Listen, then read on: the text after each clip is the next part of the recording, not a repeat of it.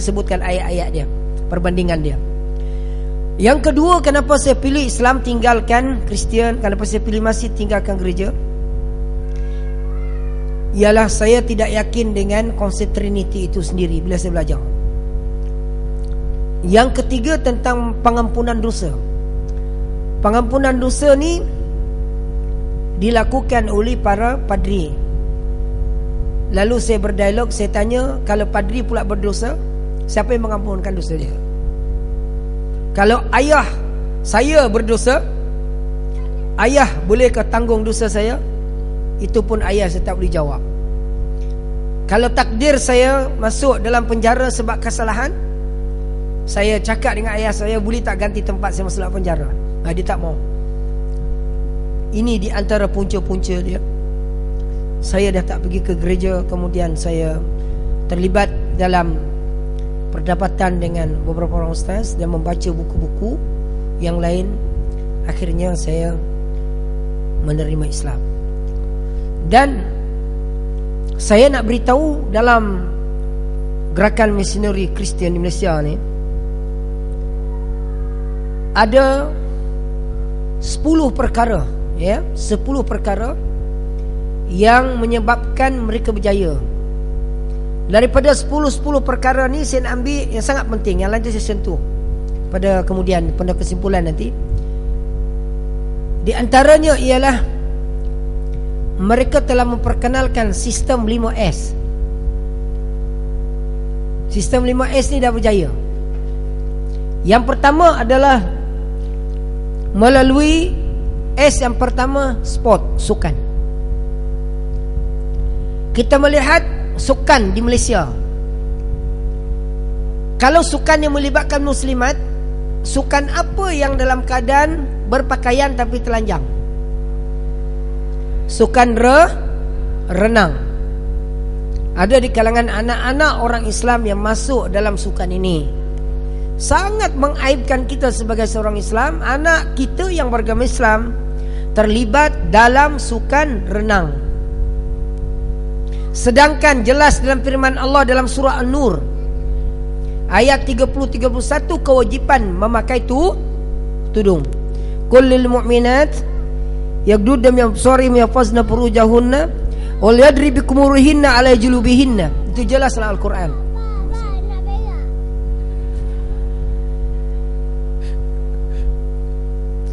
Hakimi apa jadi kat Hakimi? Terima kasih dia.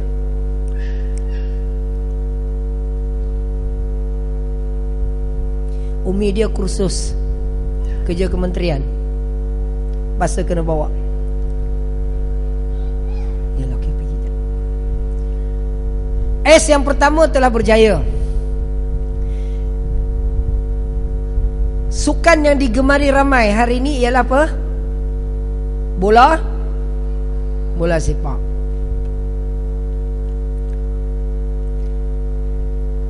Ustaz pun mempunyai anak yang minat bola sepak. Sepatutnya terlibat wakil Malaysia pergi Thailand main bawah 12 tahun.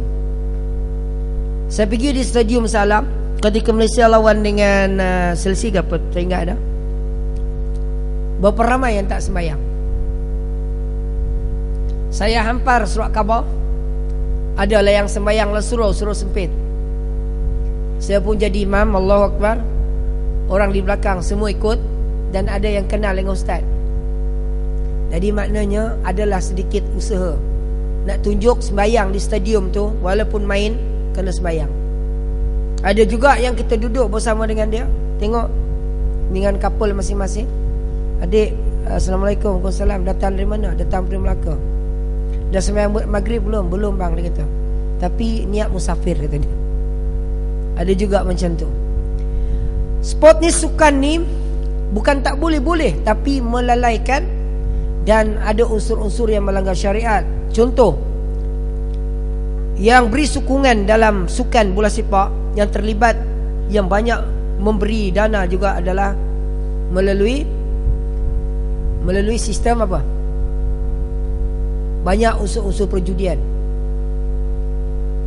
Dan tidak keterlaluan saya nyatakan ada juga unsur-unsur sponsor yang syubha. S yang kedua yang berjaya mereka serapkan pada generasi muda-mudi hari ini, iaitu melalui song, hiburan, nyanyian. Siapa yang tak pernah tengok program-program reality TV, ustaz tak tengok, tertengok program Akademi Fantasia, apa lagi? Wah, semua mahir, hebat, tertengok ya. Bagus. Nah, saya dulu pemain gitar dan pemain bass utama choir.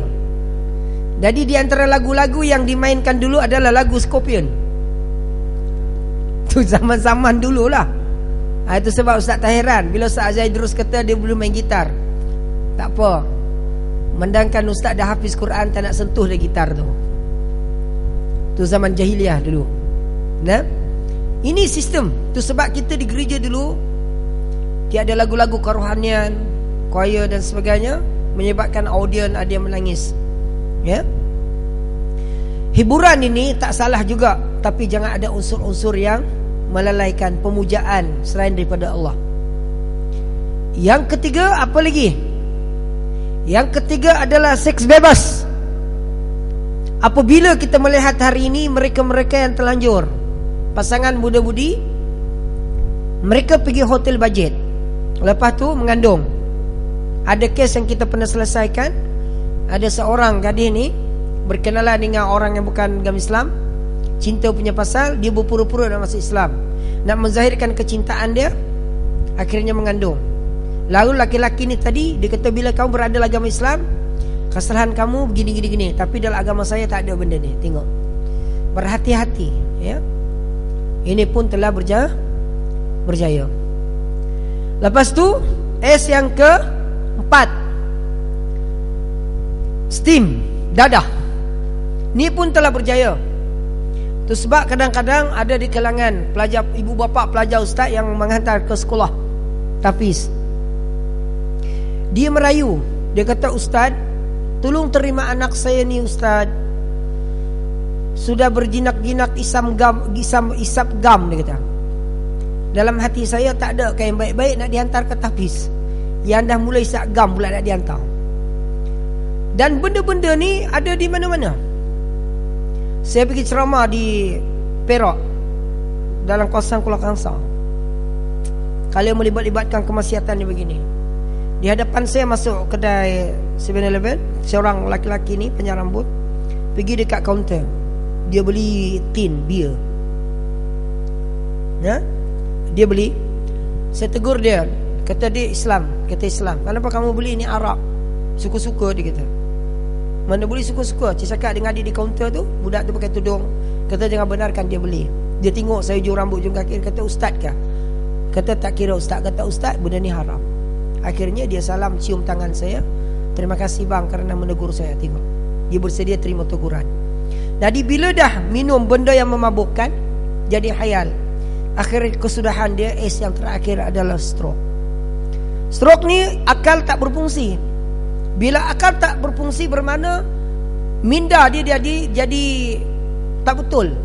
Adakah orang yang macam ni kita guna untuk perjuangan Islam? Jadi sudah ada kerugian. Dan sistem 5S ini sudah berjaya hari ini. Sudah berjaya hari ini.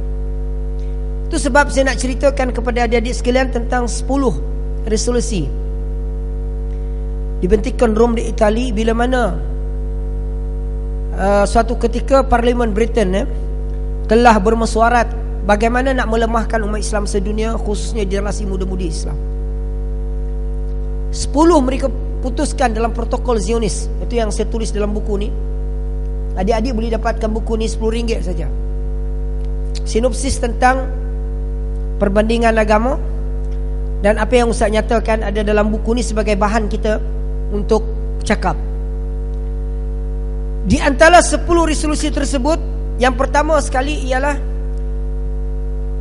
seorang profesor yang bernama Profesor Dr. Lord Cromer. Dalam Parlimen Britain ni, mereka bermesyuarat. Dia kata bagaimana nak menghancurkan generasi muda-mudi umat Islam sedunia ni pada masa akan datang. Ini adalah kenyataan dia kira-kira 15 tahun yang lepas. Di antaranya dia mengangkat Al-Quran. Dia mengangkat Al-Quran. Dia kata selagi umat Islam berpegang kepada kitab ini, payah kita nak merosakkan mereka. Dia angkat Quran ni, selagi mereka ni berpegang, generasi muda-mudi Islam ni berpegang pada kitab ni, kita payah untuk nak merosakkan mereka. Maka di antara cadangan dia 10 perkara. Yang pertama, palingkan mereka daripada ajaran Al-Quran. Palingkan mereka daripada ajaran Al-Quran. Itu sebab mau ke tak mau hari ini kita kena baca Quran, beramal dengan Quran. Setiap hari sebagai seorang pelajar, baca Quran walaupun satu muka surat. Baca Quran walaupun satu muka surat. Itu sebab Ustaz ada tulis buku panduan menghafal Al-Quran. Bagi mereka-mereka yang nak berjinak membaca Quran, merangkak baca Quran, Ustaz tulis satu panduan. Ada 20 kaedah bagaimana nak melahirkan seorang hafiz di kalangan orang awam yang tak bersekolah, sekolah tahfiz. Untuk kekuatan dalaman diri kita sendiri sebagai seorang mahasiswi, kena jaga perkara ni. Baca Quran walaupun satu muka surat. Yang kedua, solat duha, kena jaga. Yang ketiga, solat hajat bila ditimpa masalah, stres dalam belajar.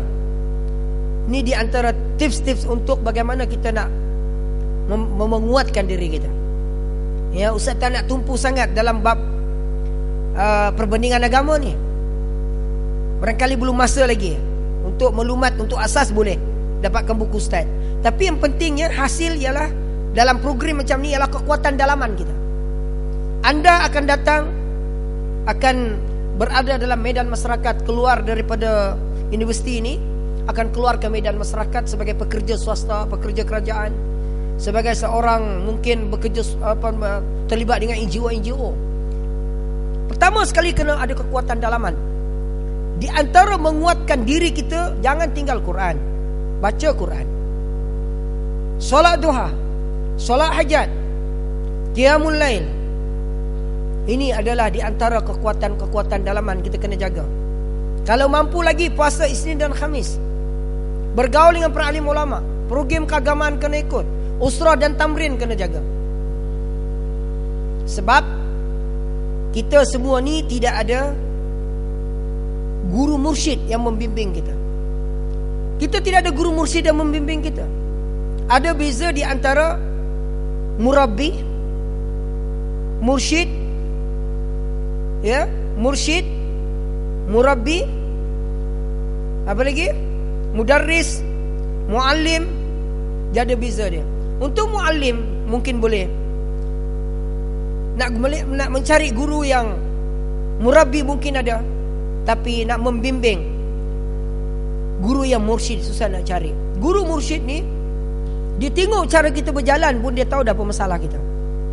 Suatu ketika masa Ustaz belajar di Mesir, tiang-tiang di Masjid Azhar tu dia ada syekh-syekh dia, ulama-ulama dia. Ustaz pergi telaki dengan seorang syekh ni, hadis Arba'in Imam Nawawi. Dia buta. Nak tasmi' telaki hadis Arba'in ni, kan? Seorang sahabat ni dia tasmi', merangkak-rangkak baca. Lalu dia pegang, "Syekh, ismake," dia kata. "Ismake," dia kata. "Siapa nama awak?" Dia pun sebut nama. "Mana nanta," dia kata. "Awak daripada mana?" Sebut asal daripada mana. Dia pegang janggut kawan tu. Lalu dia pun bercakap. Dia kata, "Kamu sembahyang subuh jam berapa?" Tengok. Kamu jawab, "Kerana Allah." Syekh ni kata, sahabat ni sebut, jawab dengan jujur. Kemudian, "Kamu baca Quran tak?" Syekh ni tahu. Inilah yang dikatakan ada kasyaf. Bagaimana guru-guru yang macam ni untuk membimbing. Lalu Syekh tu letak tangan kanan di dada sahabat ni. Kemudian dia doakan, alhamdulillah barulah lancar bacaan-bacaan dia. Keberkatan mencari ilmu sangat penting. Dan kamu kena mencari guru yang mursyid untuk membimbing dari segi bab kerohanian kita, kan? Perbanyakkan istighfar, perbanyakkan taubat pada Allah Ta'ala, ya, sebagai persiapan untuk seorang pendakwah. Kalau anda semua ada peluru pun, bagaimana nak guna peluru tu, tak tahu nak kendalikan, kekuatan diri tak ada pun tak guna juga. Mesti ada persiapan. Nah, lepas tu yang kedua, yang pertama tadi memalingkan mereka daripada ajaran Al-Quran.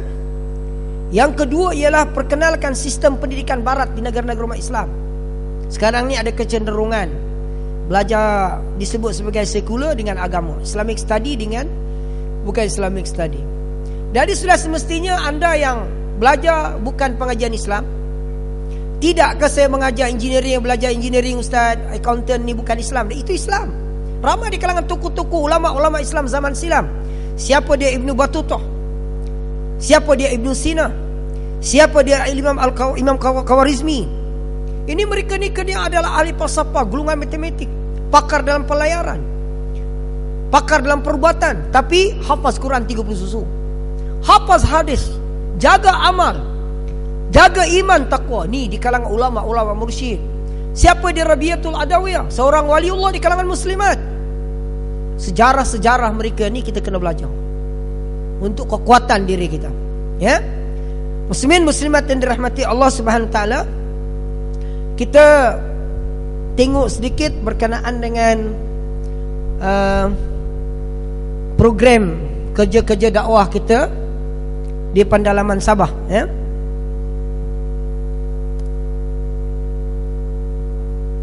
Ustaz Fadil,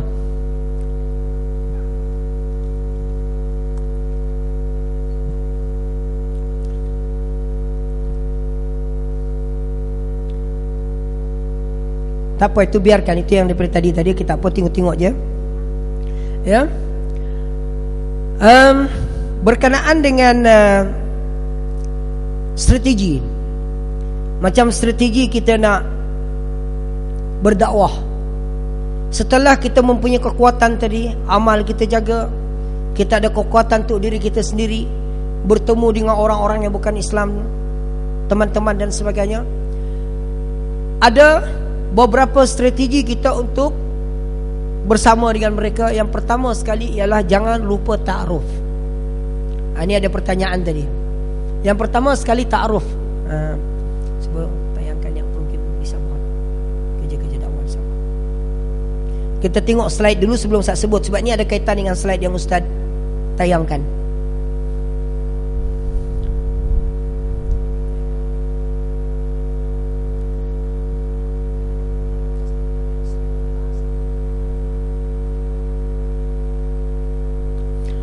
Yang pertama sekali adalah ta'aruf.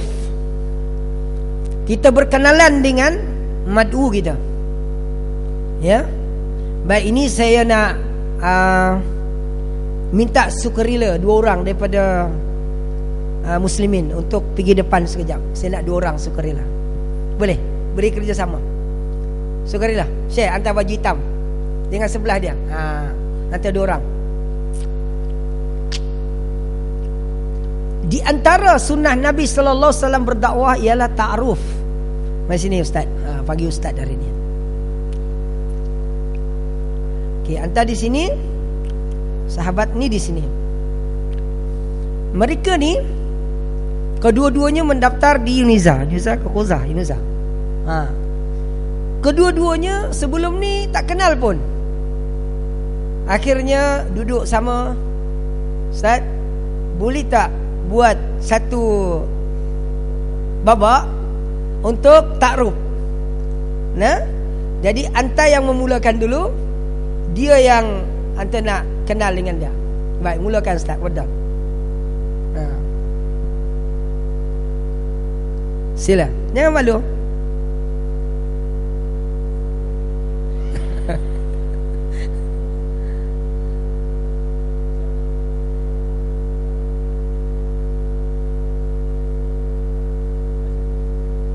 Okey, terima kasih Ustaz. Okey. Hidup cantik ya. Itu di antara ta'aruf. Tadi sahabat yang baju hitam tadi, dia memulakan dengan senyuman.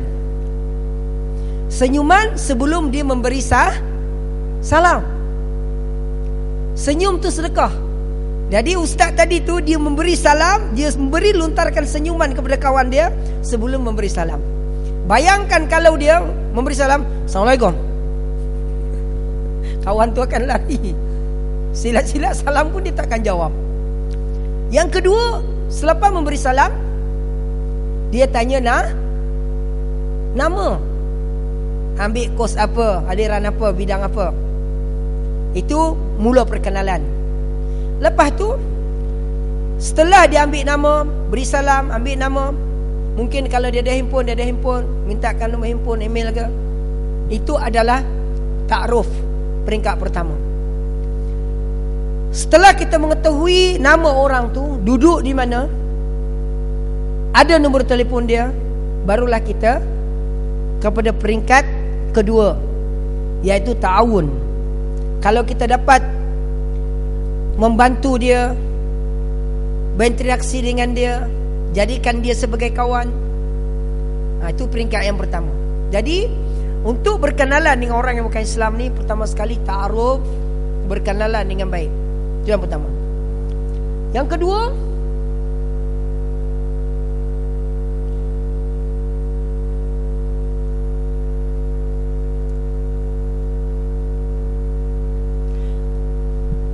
ialah kita mengambil berat kepada madu kita. Tanya khabar, ya, bagaimana keadaan dia hari ini, pembelajaran dia.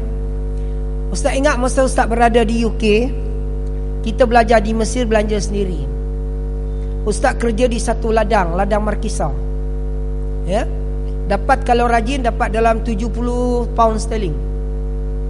Ya, darab dengan 7 ringgit berapa? Banyak juga, Teman-teman sekerja ada yang memang kuat Kristian.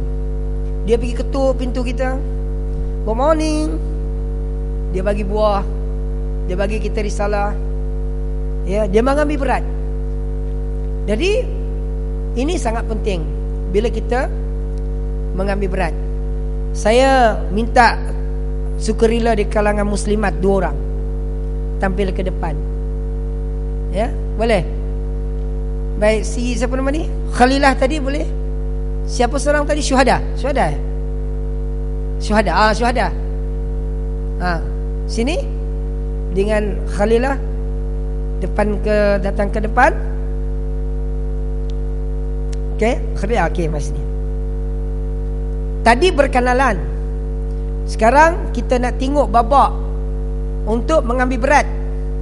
Setelah berkenalan, adakah kita biarkan kawan kita, oh aku dah dapat nombor dia, nama dia, sedangkan dia kawan kita, akan jadi kawan kita. Jadi kita nak tengok bagaimana si Khalilah dia mengambil berat kepada kenalan dia tadi ni. Jadi cuba tengok babak bagaimana anda nak mengambil berat kawan kamu.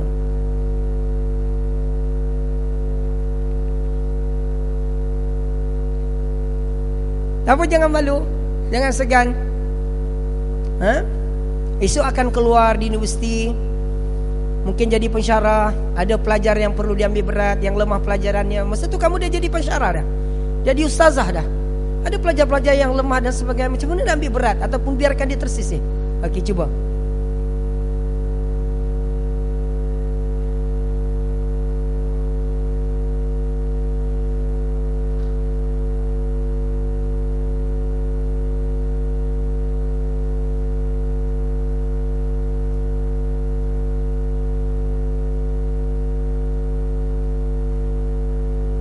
Okey, terima kasih.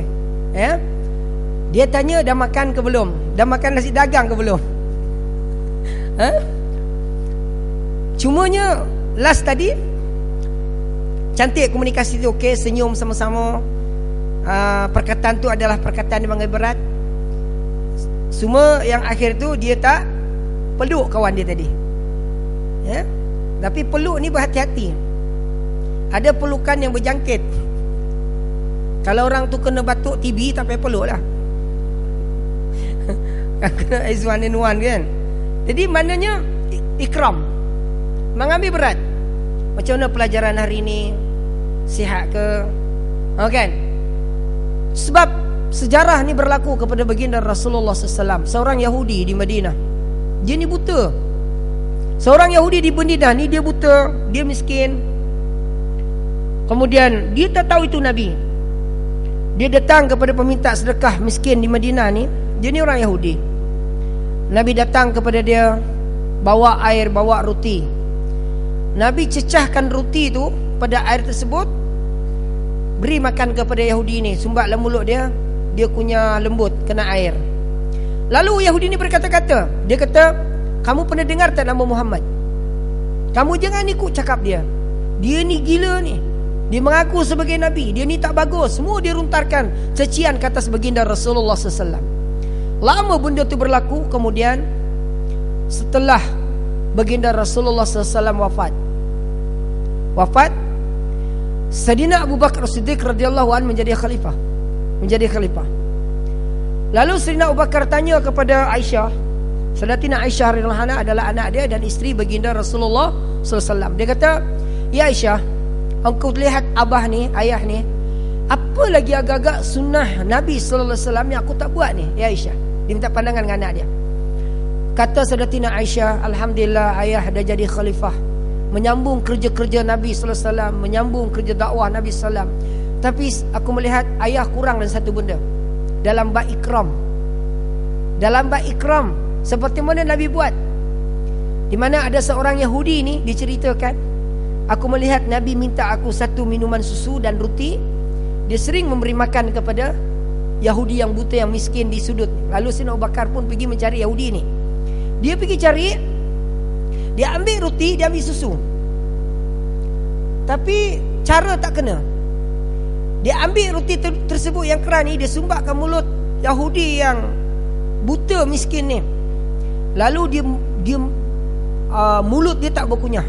Dan lalu dia berkata, dia kata, siapakah tuan? Sebelum ni aku makan, kadang-kadang dikunyah oleh orang yang memberi makan. Dengan dia kunyah dulu, dia sumbat ke mulutku, dan sangat lembut aku makan. Ini keras, aku tak boleh kunyah, kata Yahudi ni. Kalau kita lah agak-agak dikumin macam tu, dah lah aku bagi sumbat dengan roti, bising pula, sepak. Okay, semakin miskin dia cakap gitu. Lalu dia tanya, dia kata, wahai tuan, siapakah engkau dan siapakah orang yang sering datangku selama ni, yang terlalu mengambil berat ke atasku sehingga aku mengunyah pun mudah aku nak kenyang. Kata Sayyidina Abu Bakar radhiyallahu an, itulah baginda Rasulullah sallallahu alaihi wasallam ya Muhammad, dan aku adalah sahabat dia, Sayyidina Abu Bakar As-Siddiq. Lalu dia peluk Sayyidina Abu Bakar, menangis.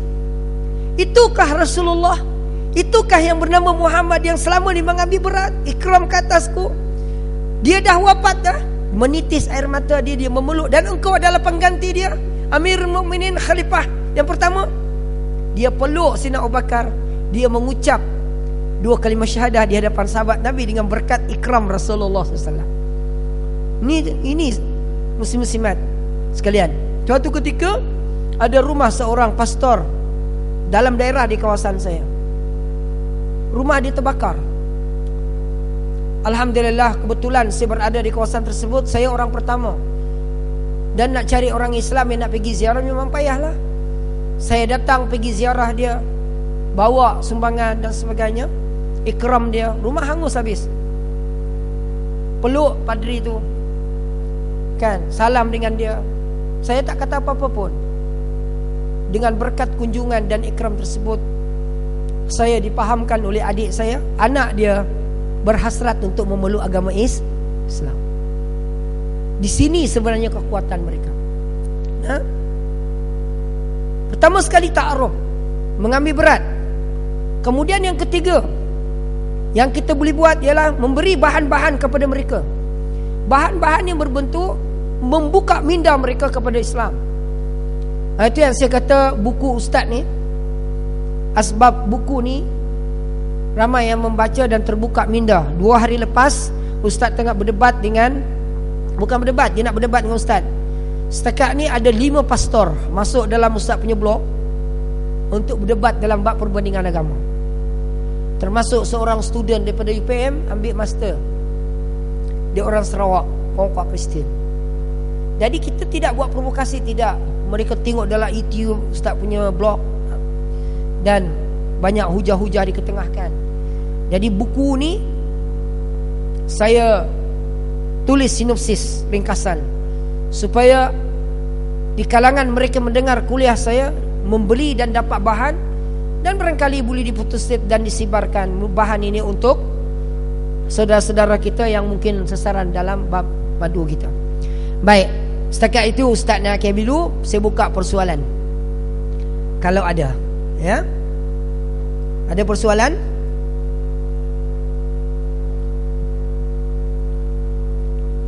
Ya, sila. Pergi dekat mikrofon saya.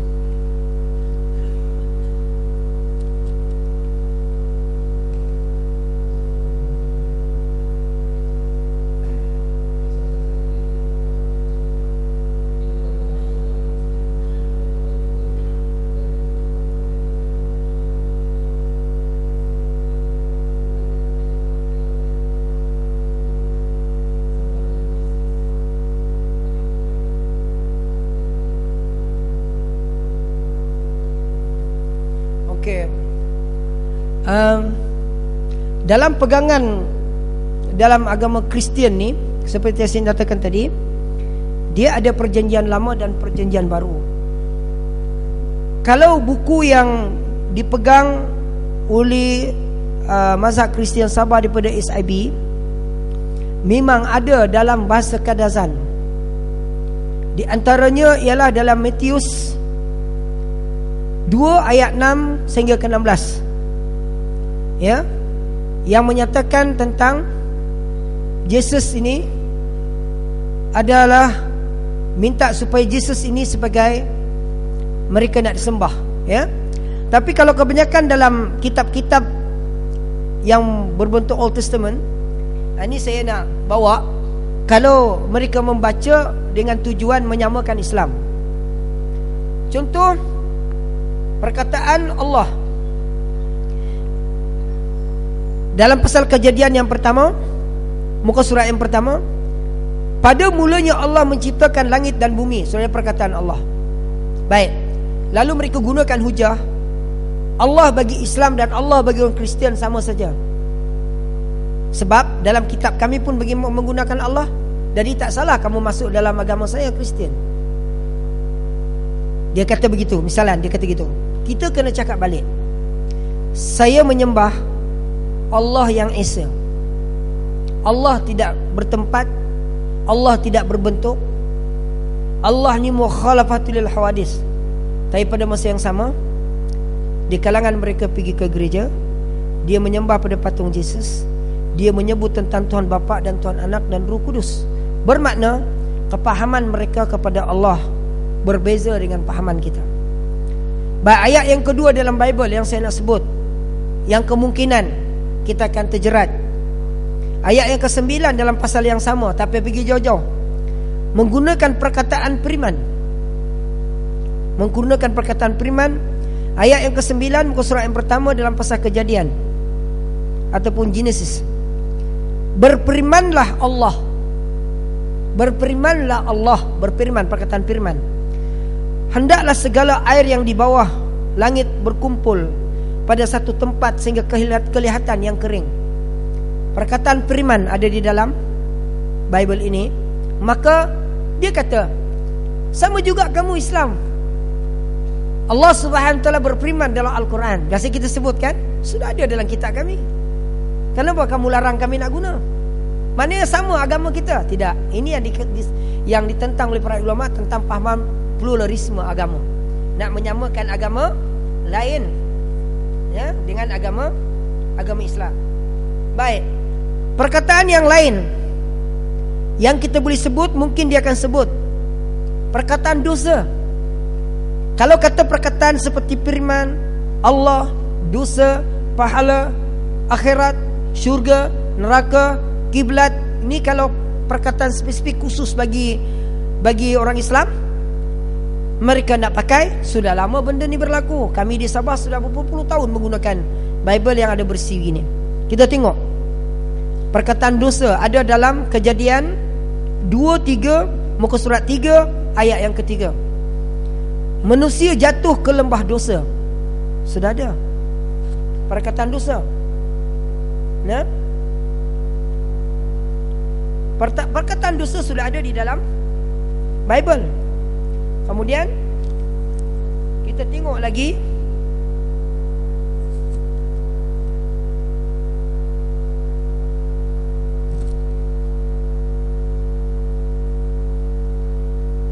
berkenaan dengan kisah nabi-nabi dalam Al-Quran, dalam Al-Quran dan ada juga dalam Bible. Dia akan kata dalam surah, Ustaz pernah terlibat dalam satu perdebatan dengan pastor, dia menyebut berkenaan dengan kisah Nabi Nuh. Dalam Al-Quran ada satu surah, surah Nuh. Ya. Nabi Nuh ni berdakwah kepada kaum dia disebut hampir 100 umur dia panjang, ada kat 1000 tahun umur dia. Disebut dalam Al-Quran lailan wa nahara, dia berdakwah. Falan yazibhum du'a illa firara. Dia berdakwah ni siang dan malam. Maka Nabi Nuh kata tidak adalah menambah keimanan mereka kalau mereka jauh daripada Allah Ta'ala. Kisah Nabi Nuh diceritakan Al-Quran. Lalu dia menyebut dalam Kejadian 89 muka surat 9 dinyatakan perjanjian Allah dengan Nuh. Ada dalam sini cerita Nabi Nuh. Ya. Lalu Allah memberkati Nuh dan anak-anaknya serta berfirman kepada mereka, beranak cuculah dan bertambah banyaklah serta penuhilah bumi. Akan takut dan akan gentar kepadamu segala binatang di bumi dan segala burung di udara, segala yang bergerak di muka bumi dan segala ikan di laut. Ke dalam tanganmu semua itu diserahkan. Ini adalah kisah para nabi dalam Bible. Lalu dia kata, apa beza dengan Islam? Sama juga dia kata. Maka kenapa kamu tidak bersama dengan kami? Ini adalah di antara ayat-ayat dan banyak lagi ayat-ayat di dalam Bible ini, ya, yang kita boleh ambil berat, ya, di sini. Di antara lagi kalau berkenaan dengan puasa pun ada, ya. Dalam puasa pun ada di dalam Bible ini.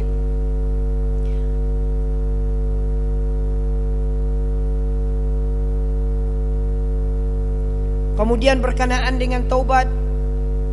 Puasa ni bagi kita orang di hari Sabat, ya, puasa pada hari ke-6, ya. Memang kita sering lakukan, tapi istilahnya adalah puasa memutih. Puasa memutih, makan benda-benda yang putih.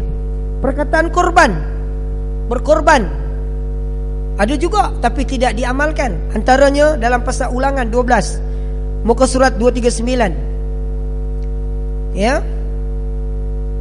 Disebut di sini, janganlah kamu berbuat sesuatu itu terhadap Tuhan Allahmu, tetapi tempat yang akan dipilih Tuhan Allahmu dari segala sukumu sebagai kediamannya untuk menegakkan namanya di sana, tempat itulah harus kamu cari dan kesanalah harus kamu pergi. Kesanalah harus kamu bawa korban bakaran dan korban sembelihanmu. Ada dalam Bible, bak korban. Lalu dia berkata, kenapa kamu tidak mengakui agama kami, sedangkan perkara korban pun ada dalam Bible, korban ada juga dalam Islam, peristiwa Nabi Ibrahim dengan Ismail.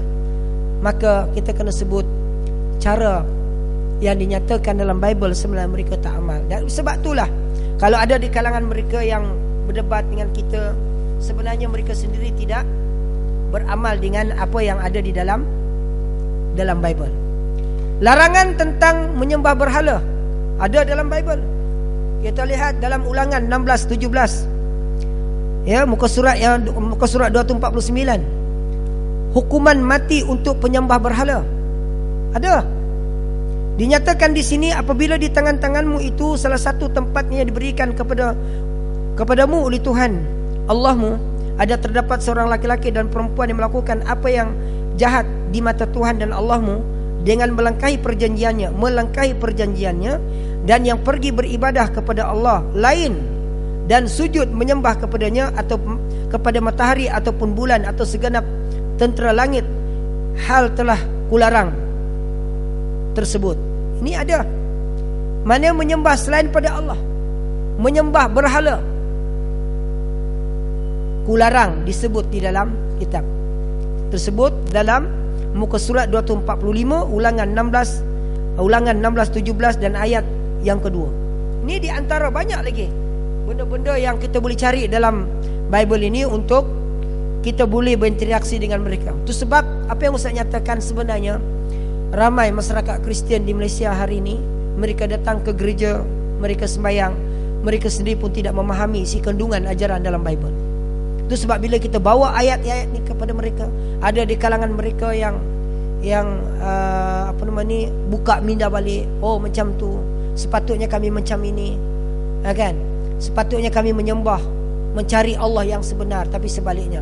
Dan ada di kalangan mereka, bila kita follow up balik, ada yang masuk Islam, seperti yang kita paparkan tadi. Baik, saya buka lagi.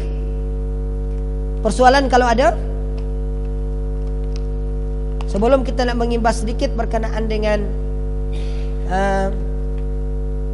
kertas kerja yang ada di tangan anda semua. Baik, kita tengok kertas kerja ni, muka surat yang pertama.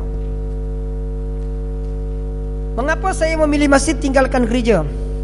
Di sebelah kiri saya adalah Bible dalam berisi bahasa Arab, sebelah kanan adalah Al-Quran. Ya, ini adalah saya kadang-kadang membawa kitab ini, tapi saya tak bawa sebab dia berat, ya. Banyak yang saya bawa hari ini. Kenapa saya sering membawa Al-Quran dan Bible? Sebab saya nak membawa berisi bahasa Arab yang diguna pakai oleh orang-orang Kristian Ortodok di Mesir. Dan saya buka perbandingan dan persamaan dengan Al-Quran. Jadi macam tadi saya baru bawa Bible.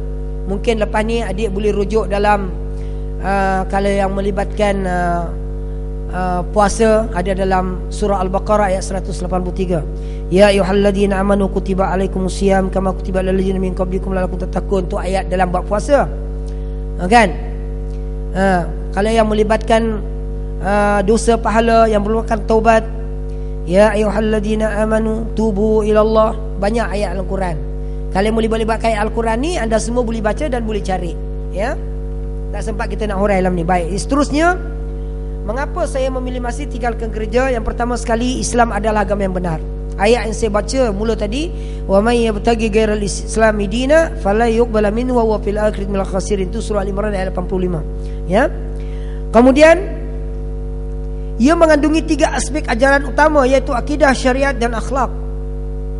Berbeza dengan pegangan saya di zaman dulu, dia tidak nyatakan spesifik berkenaan dengan syariat. Dalam bab pemakanan, pemakaian, pergi ke gereja pun berbagai-bagai cara berpakaian, ya. Dari segi makan pun, kalau hari Sabat, orang SDA tak boleh makan, orang Isabi boleh makan. Yang darah ayam yang disembelih, darah daging, boleh tak ambil benda tu bila dibekukan, boleh makan tu. Ini adalah khilaf dalam di kalangan mereka. Itu sebab berbeza dengan Islam. Akidah kita adalah akidah ahli sunnah wal jamaah. Syariat kita ada yang halal, ada yang haram, ada yang makruh, ada mubah. Dari segi akhlak pula adalah peraturan yang berbentuk nizam fil hayah, saksiah kepribadian kita. Yang ketiga, agama Islam hanya bertuhan kepada Allah, baik dari segi tauhid rububiyah, uluhiyah dan asma wa sifat. Baik, bertuhan kepada Allah SWT. Kalau Tuhan umum, tapi Allah Subhanahu wa ta'ala khusus bagi kita. Apa makna tauhid rububiyah? Tauhid rububiyah ialah Tuhan bagi semesta alam ini, 7 petala langit, 7 petala bumi ini adalah Allah Subhanahu wa ta'ala, Rabbus samawati wal ardh. Apa bukti dia? Banyak dalil Al-Quran, di antaranya surah Al-Imran ayat 190. Allah berfirman, a'udzubillahi minasyaitonir rajim. Inna fi khalqis samawati wal ardh wa ikhtilafil laili wan nahari la ayatin liulil albab. Allah berfirman dalam surah Al-Imran ayat 190, dalam bab penciptaan langit dan bumi, sering bergantinya siang dan malam, ada tanda kekuasaan Allah bagi mereka yang menggunakan akal fikiran untuk merenung. Ini bab tauhid rububiyah. Bab tauhid uluhiyah, yang berhak disembah hanya Allah. Ini konsep kita dalam Islam. Yang berhak disembah hanya Allah. Allah ni berlainan dengan makhluk. Itu sebab ada sifat dia, mukhalafatul lil hawadis. Allah wujud, qidam, baqa. Yang keempat, mukhalafatul lil hawadis, kan? Jadi jelas. Yang ketiga, asma sifat, sifat-sifat Allah. Di antaranya Bismillahirrahmanirrahim, sifat Allah Ar-Rahman Ar-Rahim, pemurah, penyayangnya Allah. Ar-Rahman, pemurahnya Allah kepada seluruh makhluk. Baik orang bukan Islam, tak Islam diberi rezeki. Tapi Rahim, penyayangnya Allah khusus orang Islam yang beriman kepada Allah. Sebab kita di dunia hidup ridha Allah, di syurga masuk syurga Allah Subhanahu Wa Taala. Tapi bagi mereka yang kufur ingkar, mereka akan disiksa dengan azab di neraka Allah. Kemudian dia mengunjungi kitab Al-Quran yang terhindar daripada penyelewengan. Al-Quran diterjemah dalam berbagai bahasa, tetap terpelihara sampai hari kiamat. Walaupun dalam internet, adik-adik search dalam internet ada surah Al-Muslimun, Al-Wasayah, Al-Iman dan sebagainya, tetapi seluruh ulama-ulama qurra, hufaz membetulkan keadaan tersebut sekiranya ada penyelewengan. Ini hebatnya Al-Quran. Ya, para penghafaz Al-Quran kan bangkit memperbetulkan benda yang dicampur aduk dalam Bible, dalam Al-Quran. Yang kelima, agama Islam mempunyai Nabi dan Rasul. Agama Islam mempunyai Nabi dan Rasul. 124,000 para Nabi dan Rasul diutus. Ada yang digelar sebagai ulul azmi, 313 orang yang wajib kita kena ketahui. Semuanya membuat tauhid. Itu sebab saya nyatakan di mana-mana, syarat untuk memilih agama dia ada rukun dia. Rukun memilih agama. Pertama, agama tersebut mesti bertuhan kepada Allah. Mana-mana agama yang bertuhan selain Allah, agama itu batil. Agama itu adalah agama rikaan. Yang kedua, agama yang nak dipilih itu mesti agama yang mempunyai kitab, yang tidak diseleweng, yang tidak dirubah. Dan kitab datang daripada Allah, diturunkan kepada para nabi dan para rasul.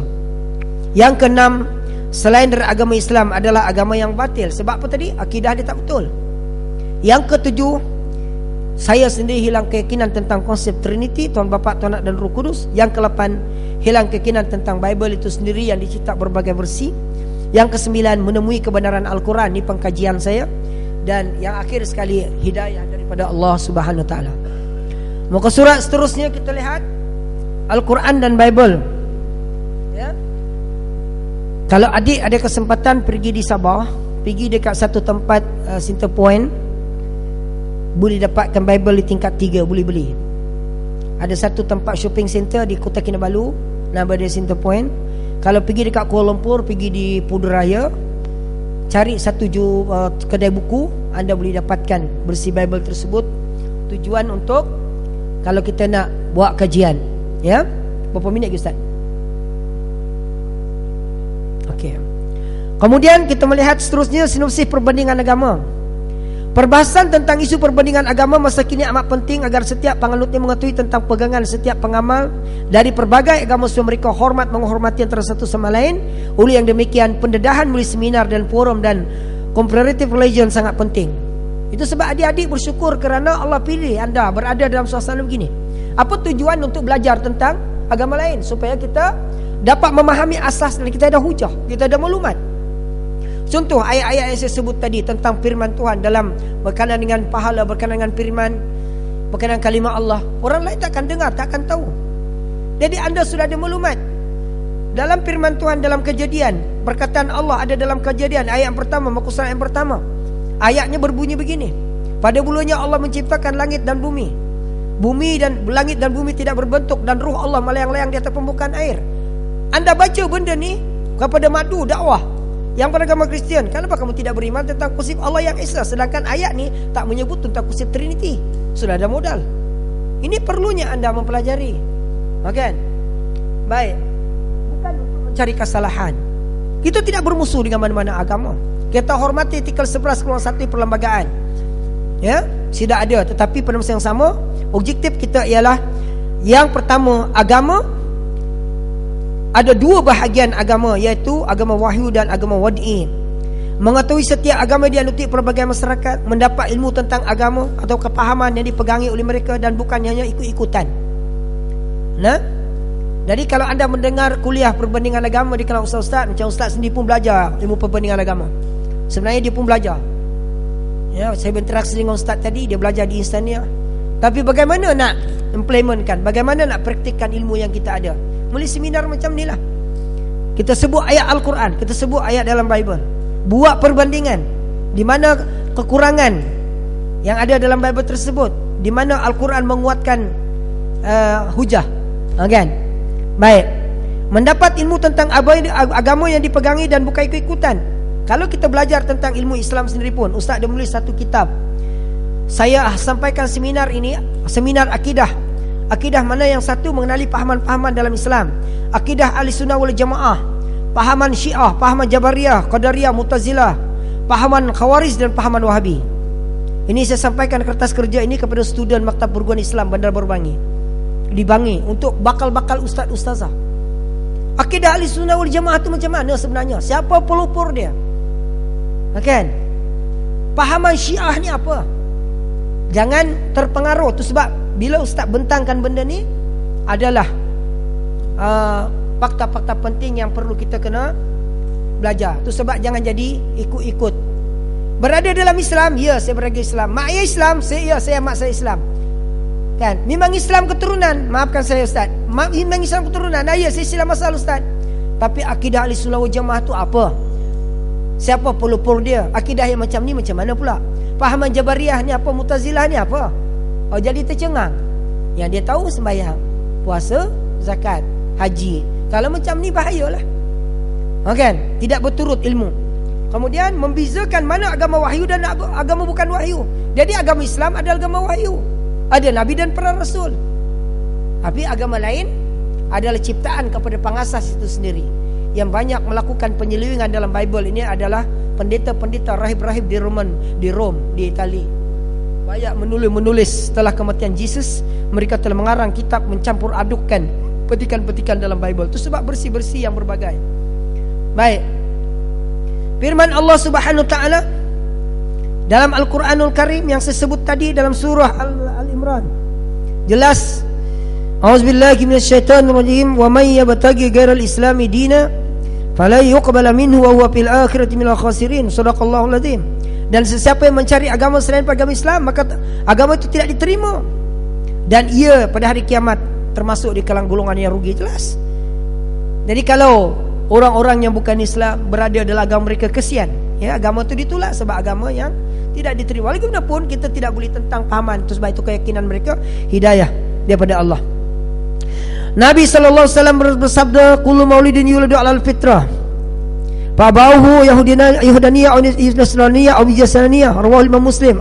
Setiap bayi yang dilahirkan berada dalam keadaan fitrah, maka bapa yang menjadikan ia Yahudi ataupun Nasrani atau Majusi. Jadi anak-anak isu anda akan kahwin, beranak pinak, ya, berkahwin, ada isteri, ada suami, maka didiklah anak-anak elok-elok dengan didikan agama, didikan Islam. Jangan tahu nak melahirkan anak je. Tahu melahirkan anak, lahirkan anak ramai-ramai tapi anak-anak terbiar. Ini kena jagalah anak-anak tu, latih dia sebagai pejuang. Baca Quran 30 juzuk dalam perut, masih mengandung lagi baca 30 juzuk. Doa jangan tinggal, solat hajat. Mudah-mudahan anak tu jadi pejuang, jadi pendekar. Kan? Jadi kita ada peranan masing-masing nanti insya-Allah. Kan? Ustaz pun ada anak, saya pun ada anak. Anak saya tak ramai, baru 14 orang, masuk 14. Mengenal agama Islam. Ini tak payahlah. Agama mengenal Islam, prestitip akhlak. Lepas tu perbandingan di antara agama Islam dengan Kristian tadi. Boleh tengok slide yang saya tayangkan. Konsep ketuhanan dalam agama Kristian, dosa warisan ataupun baptis, majlis pengampunan dosa, perihal tentang lambang salib, upacara baptis, siap dengan gambar-gambar. Penganut Kristian berpegang kepada dua kitab utama, kitab Taurat, Old Testament. Kitab ini berarti perjanjian antara Tuhan dengan Bani Israel dalam zaman dahulu. Memang ada di dalam, diceritakan di dalam Al-Quran. Kemudian dalam kitab Injil dan sebanyak 27 bab. Itu yang saya tayangkan tadi. Dalam Injil Markus, Injil Lukas, ini adalah petikan-petikan dalam Bible yang anda boleh jadi hujah. Lepas tu Injil yang ditolak pula, di antara Injil Barnabas. Injil Barnabas ni kalau siapa yang pergi ke Kelantan, pergi masuk di kedai Japarawas. Injil Barnabas ni tak silap saya masih dijual, ada dijual, boleh dapatkan. Lepas tu berkenaan dengan holy water, pakaian, kes-kes yang melibatkan, dipaparkan surat khabar tentang kes-kes murtad. Benda ni memang berlaku. Sebab kita kadang-kadang berada dalam zon kita masing-masing. Definisi murtad, ini Ustaz nak sentuh sikit. Pandangan Profesor Al-Qardawi, ya, berkenaan dengan murtad ni, ya, mengikut bahasa berpaling, keluar, berpatah balik, mengikut istilah seorang muslim yang keluar daripada agama Islam, iaitu dari beriman kembali kepada kufur. Itu terjemahan ringkas. Murtad berlaku dalam 3 keadaan. Ridah murtad dengan hati, iaitu meyakini Allah tidak wujud. Dalam hati dia ada qasad, niat, Allah ni ada ke tak ada? Ada satu budak yang kita selamatkan, dia kata Allah ni ada ke tak ada? Alam ni terjadi dengan sendiri, bukan kerana ada Allah. Boleh jatuh murtad sekiranya dia dalam keadaan sedar. Tapi kalau dia jahil, moga Allah ampunkan dosa dia.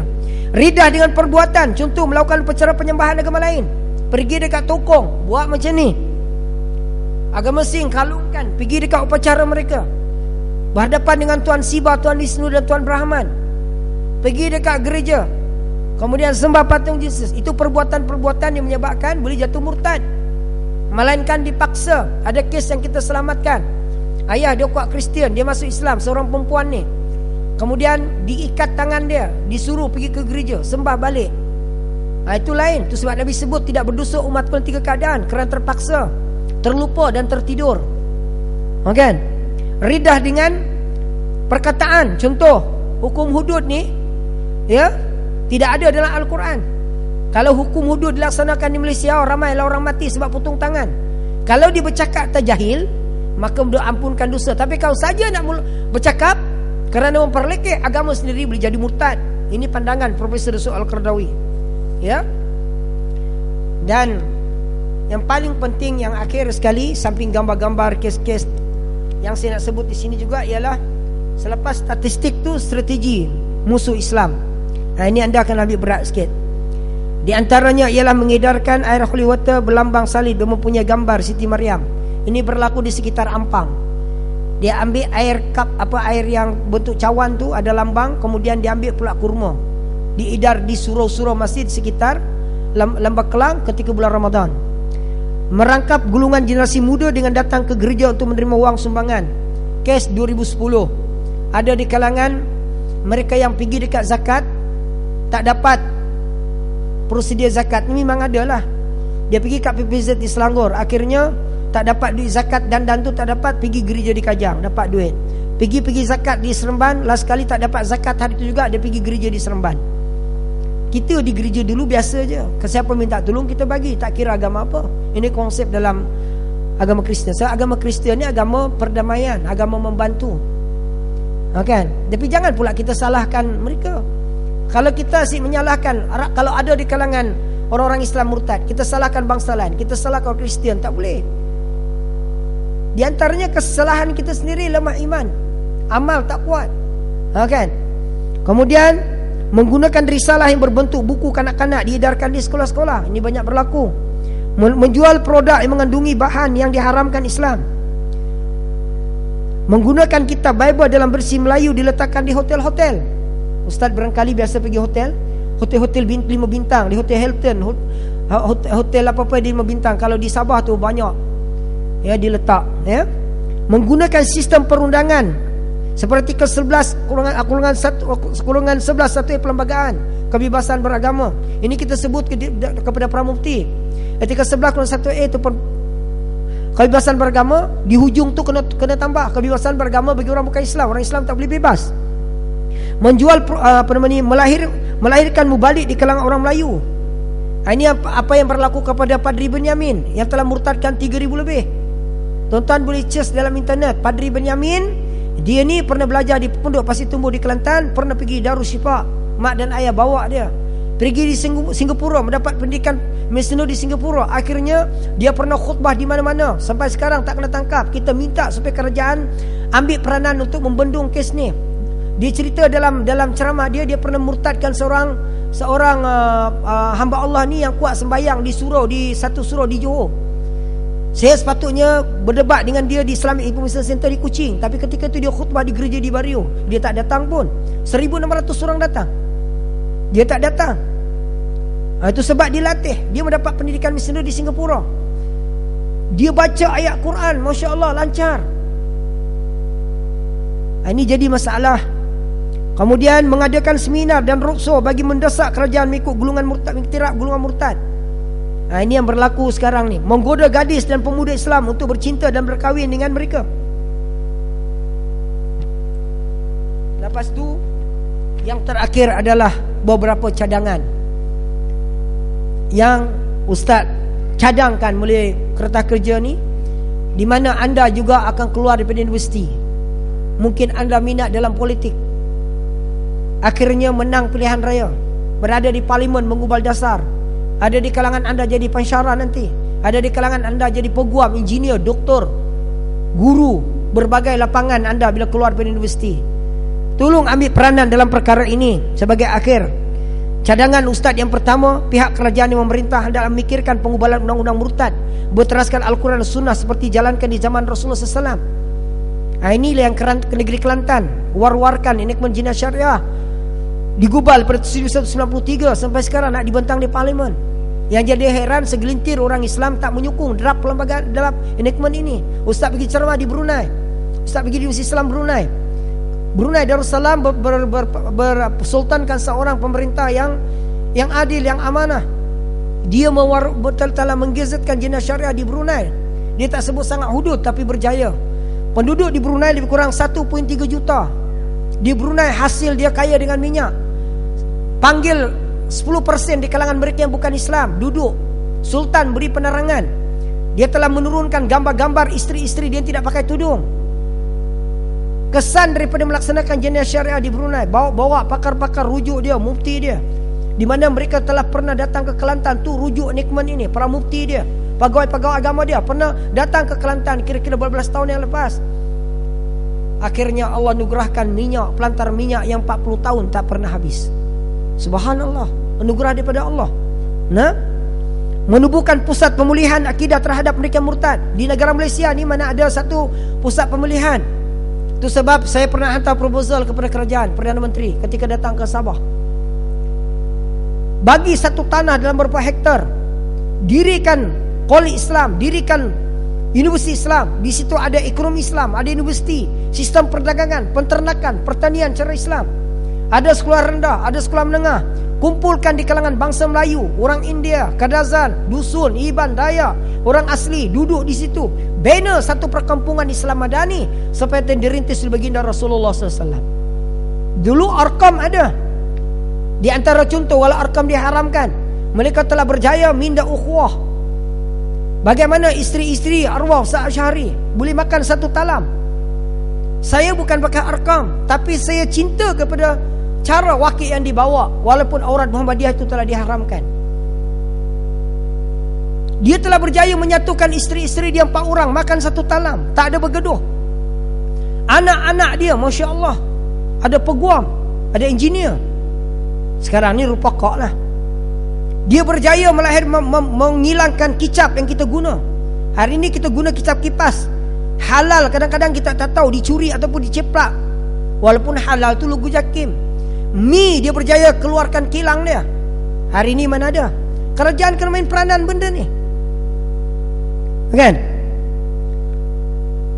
Mengambil setiap pegawai di Jabatan Agama Islam di setiap negeri dari berbagai bangsa, terutama bagian ukhuwah dan saudara baru. Saya bekas kaki tangan Jawi.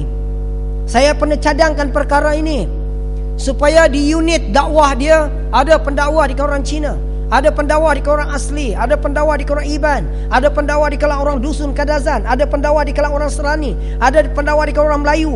Aturkan program, masuk di pendalaman, masuk perkampungan orang Cina, di Pulau Keri, Pulau Ketam, masuk di perkampungan orang asli.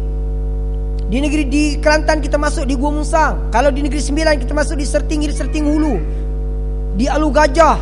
Banyak tempat-tempat orang asing kita pernah masuk. Apa? Cas mamnu, tak ada. Jelas sana. Ya, dia jiwa pejuang. Masa Ustaz bawa dia pergi Mekah baru ni, dia nak tawaf seorang-seorang. Kata jangan hilang. Dia pusing-pusing bah, dia kata pusing-pusing. Dia tengok Kaabah, apa ni? Hitam. Pusing seorang. Masa tu tak ramai. Tersipak dengan anak orang Arab. Dia cakap pinggang digini orang Arab. Tuan, ya? Setiap pegawai yang bertugas perlu memiliki ilmu Islam dan kaunseling. Ini yang saya nyatakan.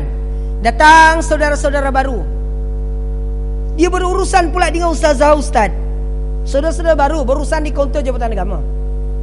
Ustaz ni kadang-kadang, ustazah ni kadang-kadang tak memahami sosial budaya saudara baru ni. Yang dia tahu, engkau masuk Islam ni kahwin kan, engkau masuk Islam ni mesti minta zakat. Kadang-kadang minda tu ada, bukan semua, segelintir.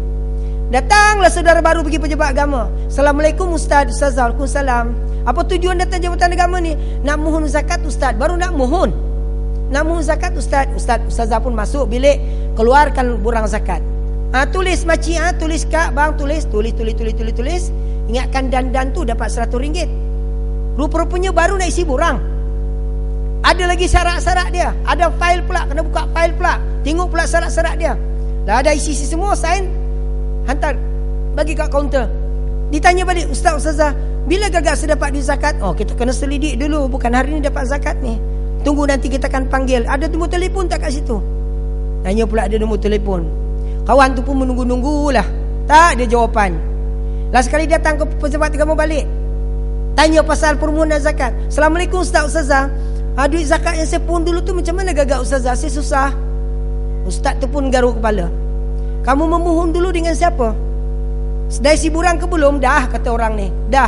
Memohon dengan siapa? Dulu saya bagi ke ustazah tu. Ustazah tu yang macam mana? Siapa nama dia? Oh, saya tak ingat, kata dia. Saudara baru ni tak ingat. Tak ingat ustazah tu. Ustazah tu macam mana keadaan dia? Yang gemuk-gemuk, gempal-gempal sikit. Oh, ustazah tu tak ada cuti bersalin, kata dia. Kena cari pula fail. Mana pula fail? Ini di antara kelemahan-kelemahan. Tu sebab bila minta duit zakat tak dapat, prosedur dia banyak, pergi gereja. Tu sebab anda semua yang bayar zakat ni, saya tak larang bagi zakat kepada PPZ. Itu yang saya nak sebut. Saya pergi ceramah di Negeri Sembilan, di Kuala Pilah. Kawan saya cerita, di Negeri Sembilan pungutan zakat tahun lepas 90 juta. 90 juta. Sahibus Semah, mantan mufti Negeri Sembilan, buka madrasah. Dia wakafkan kipas, dia wakafkan siling, macam-macam dia kasih wakaf. Sebab untuk memohon dana sumbangan. Timbalan mufti, bekas mufti.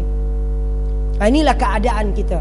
Itu sebab dari segi ni, itu sebab kalau negeri saya, nisbah masjid dengan gereja, satu masjid 3 gereja. Kalau adik-adik nak jalan-jalan ke Kundasang, daripada Pekantan Peluri sampai Kundasang, konon-konon nak sembahyang tepi jalan, jangankan jumpa satu masjid, surau satu pun tak ada. Semuanya simbol gereja. Itu suasana di negeri saya. Nah, jadi yang lain-lain ini mungkin anda boleh baca. Di antaranya, ibu bapa hendaklah memainkan peran penting dalam mendidik anak, membimbing anak-anak mereka dengan didikan ilmu agama. Anda semua yang berjauhan dengan mak ayah, kadang-kadang mak ayah tak telefon dalam seminggu, jarang-jarang SMS misalan. Mak ayah sibuk, dah besar panjang dah. Fikir, guna akal, guna otak. Tak payahlah nak ambil berat sangat. Dah masuk universiti pun. Ini Ustaz pernah handle satu kes di Pulau Pinang, satu universiti di Pulau Pinang. Berkawan dengan satu Cina daripada Melaka. Bagi Satria Neo, kereta Satria, bawa pergi makan KFC, buat assignment dalam bahasa Inggeris. Yang nak murtad. Alasan dia, mak ayah pura-pura anda. Mak ayah bercerai. Dah kalau mak ayah bercerai pun apa alasan awak nak murtad? Takkan itu jadi alasan. Mak ayah pura-pura anda, itu mungkin jodoh mak ayah dan setakat itu saja. Kamu kena jadi yang terbaik lah. Kamu dah duduk di universiti, walaupun mak ayah bercerai, kamu sebagai anak beragama Islam, wajib pertahankan Islam, belajar betul-betul. Kamu jadi contoh toleran pada adik-adik, bimbing adik-adik tu pula. Tak boleh nak persalahkan mak ayah semata-mata. Mungkin mereka tak mengaji sama dengan kita. Mak bapak orang kampung bertemu dekat mungkin dia bertemu dekat masjid misalnya zaman-zaman bujang. Kan? Berkenalan, kahwin. SRP, SPM, adalah, kita syukurlah. Kita masuk universiti, kan? Menubuhkan pusat khidmat sosial dan mengadakan sukarelawan NGO. Mungkin barangkali masjid ada pejabat, bolehlah mungkin mesyuarat IJK itu bukan satu NGO untuk program kerja dakwah. Program hari raya bukakan kemah-kemah kat luar, jemput orang bukan Islam. Kan? Untuk program hari raya kita. Pub-pub, kata-kata ada benda-benda yang melibatkan perkara-perkara sekeliling kawasan. Baik kita pergi tengok generasi muda-muda yang lepak-lepak, disibarkan risalah, berkenaan kepentingan menjaga solat dan sebagainya, kan? Pihak kerajaan hendak memberikan peruntukan kepada pusat khidmat yang sedia ada masukkan bajet kerajaan yang memerintah. Payah sekolah tapi dapat bajet. Tapi sukan di Rio de Janeiro berapa ratus juta, Ustaz? Banyak. Seluruh jabatan agama Islam negeri diserankan agar melaraskan enakmen, khususnya enakmen murtad di bawah hukum hudud. Mana ada? Mahkamah Syariah peringkat negeri berbeza. Sabah dengan Sarawak berbeza. Selangor Terengganu dengan Sabah berbeza nikmat, tak selaras. Tu sebablah negara kita ni ada JAKIM, ada Majlis Fatwa Kebangsaan, ada mufti di peringkat estate negeri, ada mufti di peringkat terlibat dengan menggubal di peringkat Majlis Fatwa Kebangsaan. Banyak yang perlu diperbetulkan, ya. Banyak yang kena perbetulkan.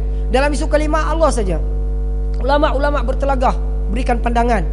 Sikit lagi, seluruh NGO Islam hendaklah yang ke-10 pihak kerajaan hendaklah mengiktiraf peranan dan jasa NGO Islam dan melantik wakil daripada mereka untuk parlimen sebagai senator.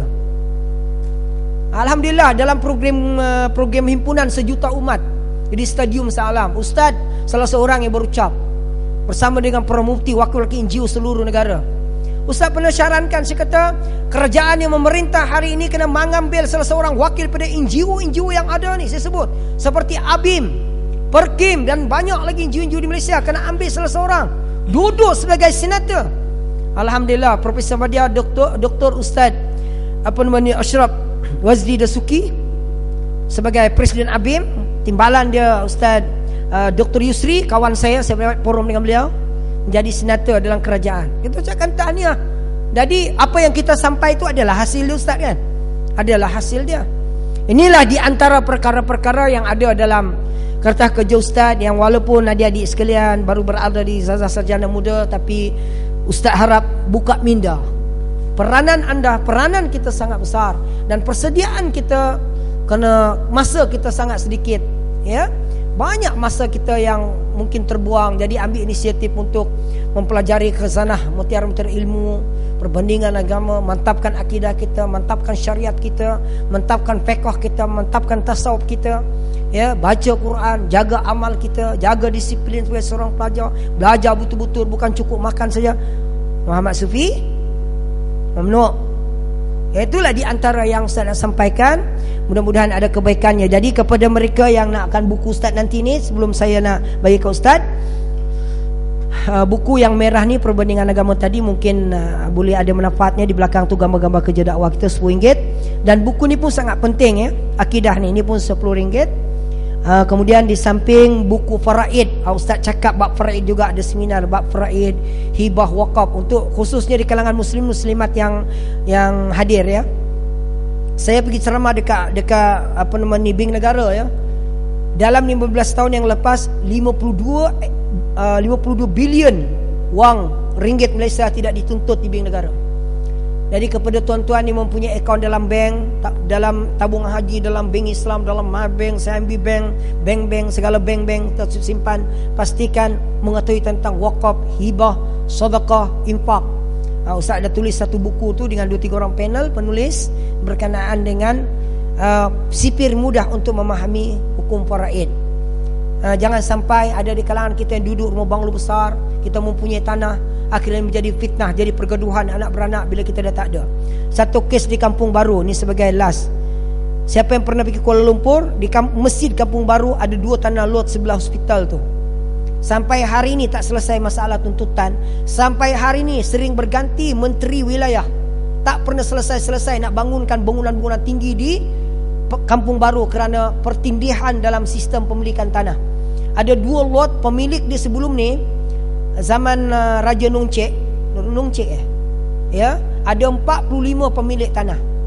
Lepas tu meninggal pula ahli waris daripada 6 orang, mempunyai anak pula 6 orang. Ingatkan berkurang, rupa-rupanya bertambah, Ustaz. Kalau 6 anak kali dengan 6 keluarga sudah 36. 36 campur dengan 45 dah jadi berpuluh waris. Itu sebab kesan daripada tidak memahami konsep hibah, wakaf, faraid. Nah, oleh sebab tu kepada kita ni yang mempunyai simpanan duit dalam bank, ada tanah aset yang mudah alih tak mudah alih, kita kena fikirkan, pergi kat Jabatan Agama, ambil burang wakaf, hibah, ambil burang di amanah raya dan sebagainya. Kita kena buat sesuatu sebelum kita meninggal. Takdir nauzubillah, keluar pada masjid ni bawa mutu meninggal. Apa pun kita nak tinggalkan. Bagaimana anak-anak nak mencari aset-aset tersebut? Buku tu menjelaskan perkara sedemikian.